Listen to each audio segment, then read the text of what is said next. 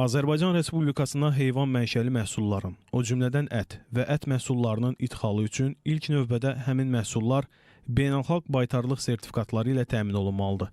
Qida təhlükəsizliyi haqqında qanuna əsasən heyvan mənşəli məhsullar yalnız Qida Təhlükəsizliyi Agentliyi tərəfindən təsdiq edilmiş müəssisələrdən idxal olunmalıdır.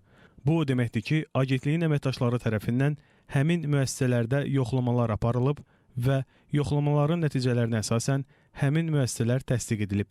Qeyd edək ki, həmin təsdiq edilmiş müəssisələrin siyahısı Qida Təhlükəsizliyi Agentliyinin rəsmi internet səhifəsində də dərc edilib. Həmin məhsullar ölkəyə idxal edilməmişdən əvvəl elektron bildiriş verilərkən dünyadakı epizotik vəziyyət təhlil edilir.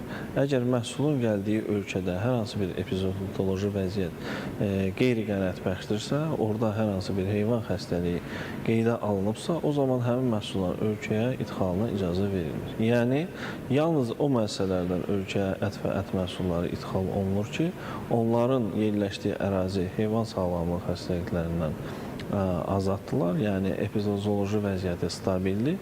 Əlavə olaraq da həmin ət məhsullarının emal olunduğu müəssisələr Qida Təhlükəsizliyi Agentliyi tərəfindən təsdiq edilmişdir. Məhsullar idxal olunarkən eyni zamanda eynilik və fiziki nəzarət tədbirləri də həyata keçirilir. Belə ki, məhsullar ölkəyə idxal olunduqdan sonra agentliyin əməkdaşları tərəfindən həmin məhsullara baxış keçirilir.